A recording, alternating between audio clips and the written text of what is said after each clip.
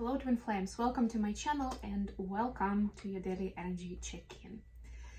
So let's dive right in. Today we're going to do the ancestor message. So we'll get a card from the deck that's called Angels and Ancestors, and then we'll go straight into the tarot check-in. Welcome everyone, whether you're new or coming back. And of course, if you enjoy the reading, don't forget to hit that like button. All right, so feminines, you've got the shapeshifter card. Transform and unveil your gifts.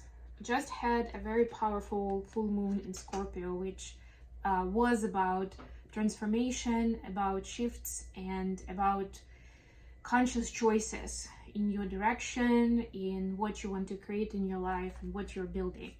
So this is an invitation to, especially with whatever has come up to you during the full moon energy, absorb it, process it, and see, get that, position that message towards your future and your next steps. You know, what is it telling you? Whether it's something fearful or the other way around, it's something that you want to have in your life and you don't right now, right? It's like you can take different angles at it, you know?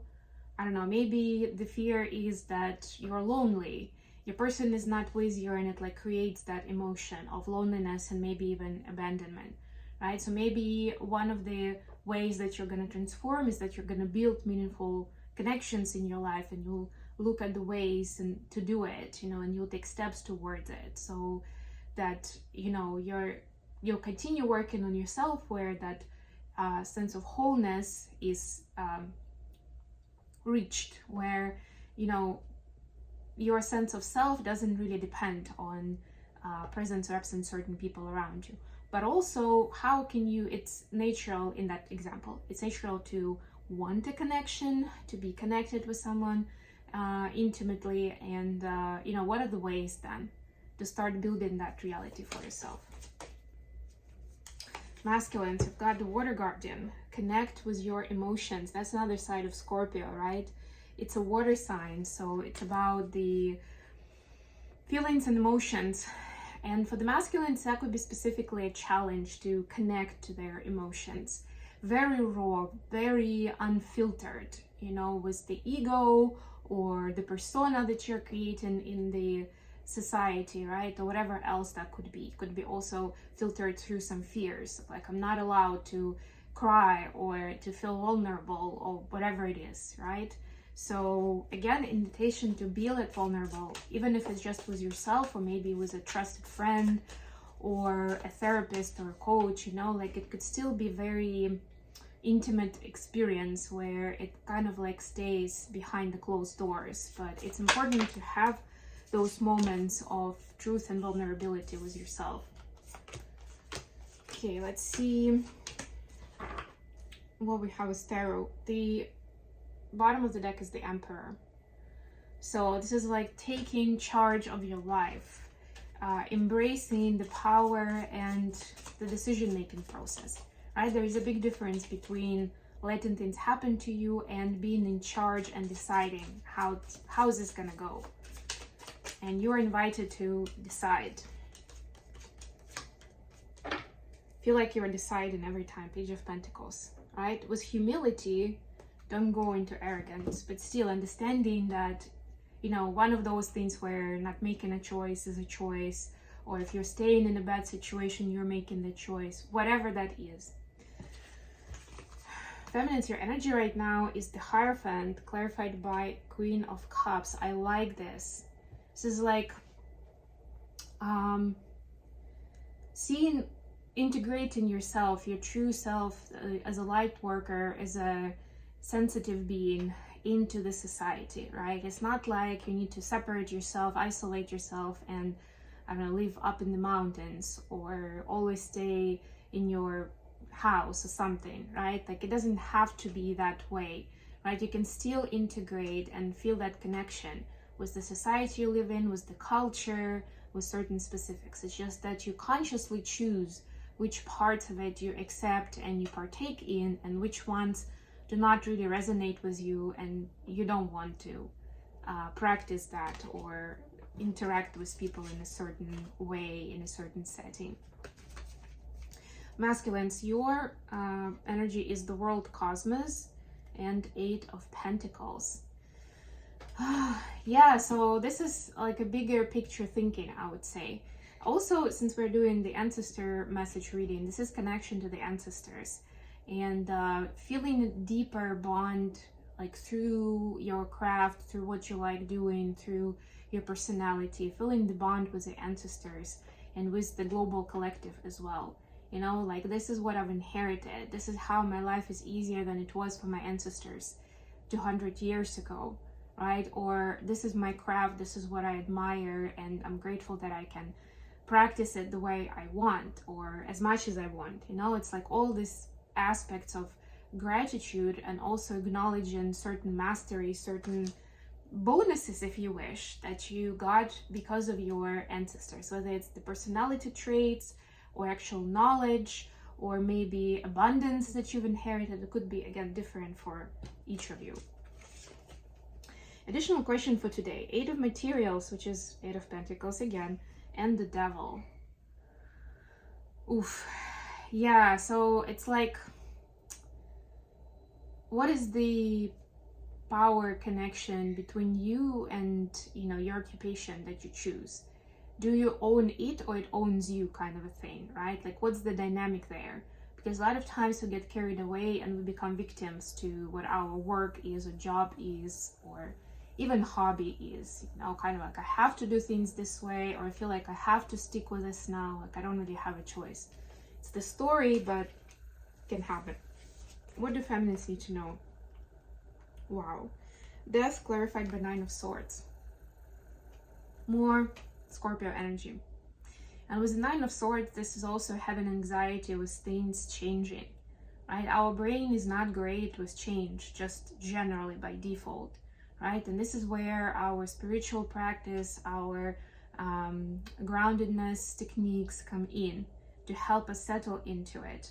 Also to make smaller moves to the change if the big change is too overwhelming, right? Or find certain aspects of bringing comfort and peace to you while you're adjusting to change, right? So for some of you, it is changing your occupation, or at least like something big in your lifestyle, something that takes a lot of your time. It is a certain way now. It almost became like that inherited behavior or a habit that runs on autopilot. And you are supposed to change it, but it's giving you anxiety because it doesn't seem easy, right? Like there's no obvious answer. You're supposed to figure it out and maybe kind of like cut it loose and start and then see what happens. And that's scary, but it can also be very empowering, and it can actually get you into this emperor vibe where you feel so empowered that you can deal with anything, really. Masculines have 7 of Voices, clarified by 6 of Wands. Yeah, so for masculines, naturally, the concept of victory, of success, of conquering something is a big motivation, right? But it can be a good motivation, right? But it easily gets you carried away into the space of like, I need to get there no matter what, right? And then it's like we're going into that shadow territory where there are issues with integrity, with kindness, with generosity, with honesty, right? If you're willing to cut corners just to get there, right? You're willing to break rules. Like if that impacts other people in a negative way, like causing them pain, then of course it becomes, I forgot what it's called, but it's like an empty victory basically, right? So where are you fooling yourself in this pursuit of victory, divine masculines? And it could be also that you don't even need that spot that you want to get to right now with the victory, right? You don't really need it. It's just that you somehow already committed to it and you want to get to it, right? It's like a matter of principle now. But do you still want that thing? And it's okay to change gears and look at something else, or set up some new goals if this goal is not relevant anymore, or it's taking too much of you and at this point it's just not worth it. How are the feminine seeing the connection? The Lovers and the Sun. Wow. This is like all encompassing inspiration and healing. This is something that makes you smile, or someone, right? If we're talking about a specific masculine.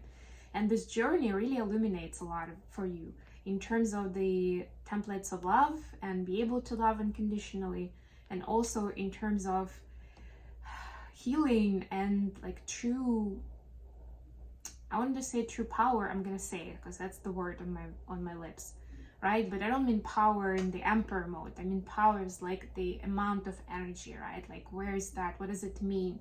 How it translates into the world, right? How that energy, like clean, pure energy, is helping us big time to build the life that we want, and also to expand it and to help other people using this energy.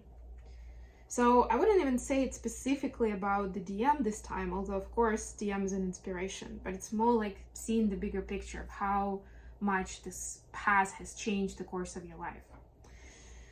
How the masculine see the connection. Queen of Voices, clarified by Page of Swords. Wow. There's definitely some kind of feminine figure in the divine masculine's life that's kind of like being harsh, being a badass on him. A little bit of a BITCH energy here, right? And it's like, it is about logic, but somewhere deep down, the masculines feel like they're being played somehow. Like there's something's off in this logic. They just can't pinpoint it. They feel like a Page of Swords here, where they are kind of like, they don't have as much savvy or as much knowledge or whatever to like understand where's the trick, where's the catch, right? But there's definitely somebody who's trying to get them to follow a very logical path. And it, like, masculines realize that this connection in many ways doesn't follow the logical path, right? So there is like this, it's creating this conflict, inner conflict within the DM of like, do I go with this badass lady because, well, she knows what she knows, you know, like she knows her thing, she's good at it, she's great, so why don't I listen to her? It makes sense, what she says makes sense.